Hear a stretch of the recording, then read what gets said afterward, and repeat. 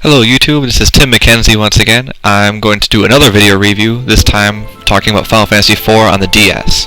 Now, Square Enix has a pretty nasty habit of remaking their games over and over and over. This is already seen because we've already seen Final Fantasy IV hit the PlayStation and the Game Boy Advance. However, they also have a pretty good habit of producing quality games, so that's a pretty huge plus for us. And as luck would have it, Final Fantasy IV DS is an excellent game, and is probably the absolute best version of the game released so far.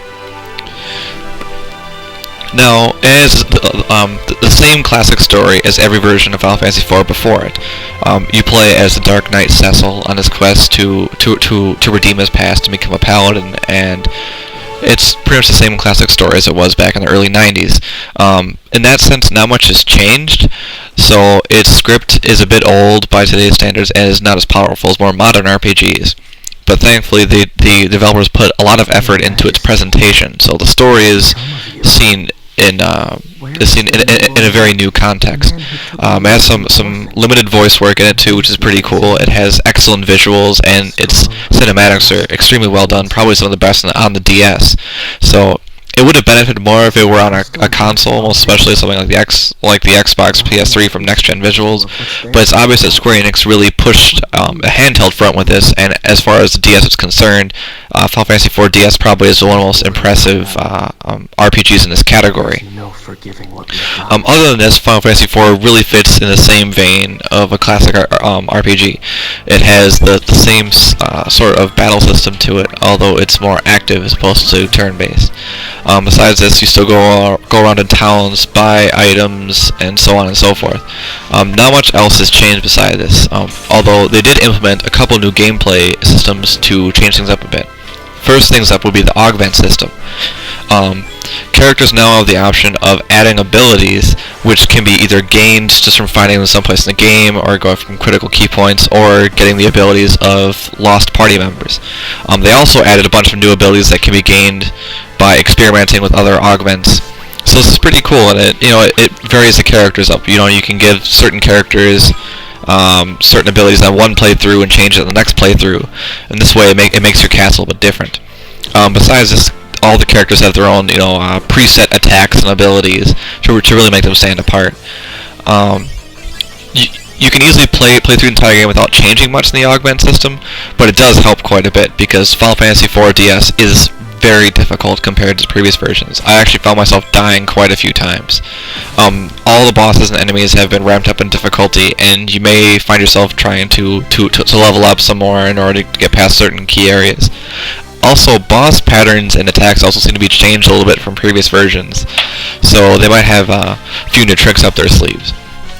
Aside from this, it really is the same sort of game. It seems like there's some areas where the story is focused on a little more, the translation is a little different. But besides this, it's really hard to really distinguish, what makes it so much better than the previous version. Just the fact that it's really so fine-tuned, everything is brought out to its fullest. It's on the visual side, its graphics are amazing. It's incredibly detailed. Basically take what Square Enix did for Final Fantasy III on the DS and inject far more detail, life, and vibrancy and color into everything. A lot of the backgrounds are exquisite. The character models look great. They're animated nicely.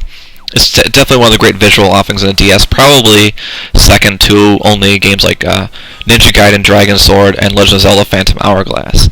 So that's really saying something. On the audio side of things, there's some excellent melodies because it's all redone versions of classic Final Fantasy music. So obviously, taking the original Final Fantasy IV music, the sound quality comes through surprisingly well in the DS speakers. So it's really great. As far as bonuses are concerned, there is some extra content to see in the game, mainly like getting all the augments and going through multiple playthroughs. They had a New Game Plus feature.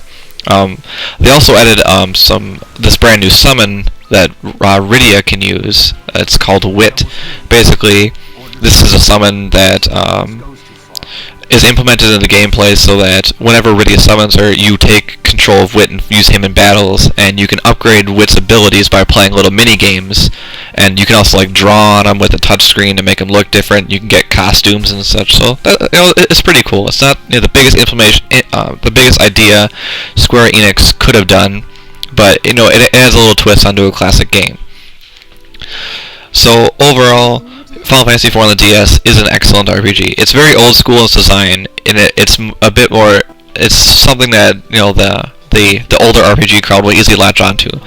Fans of newer RPG games and more things set in the real time setting may not be as inclined to go out and pick this one up right away, but I think that most should give it a pretty serious look and consider it a great history lesson in how RPGs have come and why this one still is an excellent entry into the series even now. And that's why we at COE have awarded this game a silver medal, giving it an 8.9 out of 10. Anyway, thanks for listening to this review, and hope to see you again soon. Alright, bye.